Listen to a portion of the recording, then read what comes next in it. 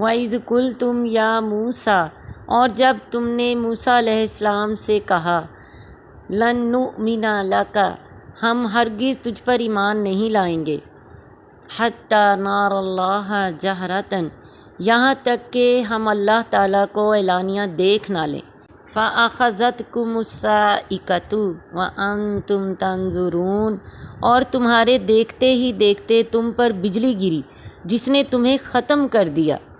یہ بنی اسرائیل کے لوگ کچھ ایسے بدنہاد واقع ہوئے تھے کہ موسیٰ علیہ السلام کی زبان پر بھی اعتبار نہیں کرتے تھے۔ جب موسیٰ علیہ السلام تورات لے کر کوہ طور سے واپس لوٹے اور قوم کے سامنے کتاب پیش کی تو کہنے لگے، ہمیں یہ کیسے معلوم ہو کہ یہ کتاب واقعی منزل من اللہ ہے اور اللہ تعالیٰ فی الواقع آپ سے ہم کلام ہوا تھا۔ اس صورتحال سے موسیٰ علیہ السلام سخت پریشان ہوئے تو اللہ تعالیٰ نے انہیں فرمایا کہ 70 آدمیوں کو بھی اپنے ساتھ کوہ طور پر لے آؤ۔ چنانچہ موسیٰ علیہ السلام نے اپنی قوم سے 70 آدمی منتخب کیے اور انہیں اپنے ہمراہ کوہ طور پر لے گئے کہ وہ خود بقائمی ہوش و حواس کلام الہی کو سن لیں۔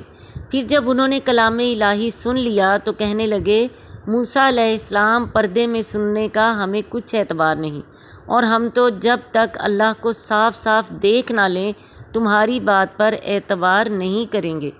اب یہ تو بات ظاہر ہے کہ ان کا یہ مطالبہ ناقابل عمل اور انتہائی جہالت پر مبنی تھا۔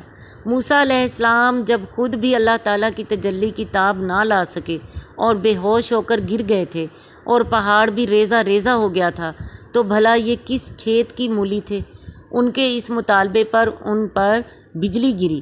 شاید یہ بھی اللہ تعالیٰ کی تجلی ہی کی کوئی صورت ہو اور آن کی آن میں انہیں بھسم کر ڈالا۔